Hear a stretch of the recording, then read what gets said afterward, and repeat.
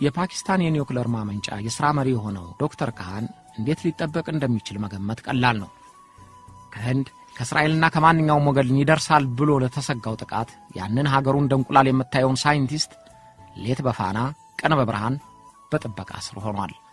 እንኳን የሚኖርበት የረገጠው ቦታ ሁሉ በበርካታ የደህንነት ሰዎች ለዓይን ጥቅሻ ያህል ጊዜ እንኳን ሳይሰጡ ይጠብቁታል።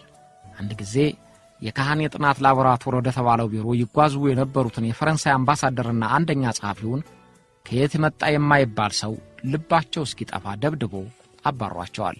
ሌላ ጊዜም ቃለ መጠይቅ አደርጋለሁ ብሎ ወደ ካህን ቢሮ ጠጋለህ ያለ የፋይናንሻል ታይምስ ጋዜጠኛ ሲሰልል ተገኘ ተብሎ በ24 ሰዓታት ከሀገር እንዲወጣ ተደርጓል። ለነገሩ ላለመሰለሉስ ምን ይታመናል? የታወቁ የስለላ መረቦች እንደሆኑ ጋዜጠኞችን አስመስለው ሰላዮቻቸውን እንደሚልኩ የታወቀ ነው። ግን ካህን በእንደዚህ ያለ ጥበቃም ስር ሆኖ ድንገት በአደባባይ የተገኘ መግለጫ ይሰጣል።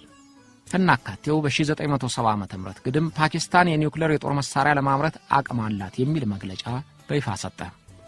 ህንድና ወዳጆቹ በቁጣና በጭንቀት ተወጠሩ። አሜሪካ ከፍተኛ ልዑክ ወደ እስላማባድ ላከች። ልዑኩ ቢል ሪቻርድሰን እዚያው ባሉበት ወቅት ካህን ሞልቶ ገፍቶ አሳፍ ለተሰኘው ጋዜጣ የኒውክሌር ቦምቡን ለመሞከር ተዘጋጅተናል የሚል መግለጫ ሰጠ።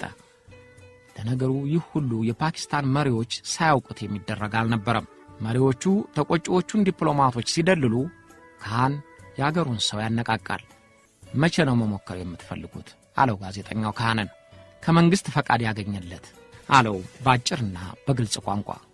ይህ ማለት ሁሉም ነገር ተጠናቋል እንደማለት ነው። ፓኪስታን ማንኛውም ማዕቀብ ሊገታት በማይችልበት ደረጃ መሆኗ ሲረጋገጥ ለማኞቹ የምዕራባውያን ሀገሮች ሆኑ።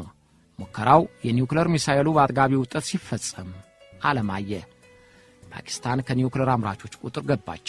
የኛ መሳሪያ የማጥቃት አቅሙ ህንድን ብቻ ሳይሆን የእስራኤልን ክልልም ያጠቃልላል አለ ካህን በአንድ መግለጫው።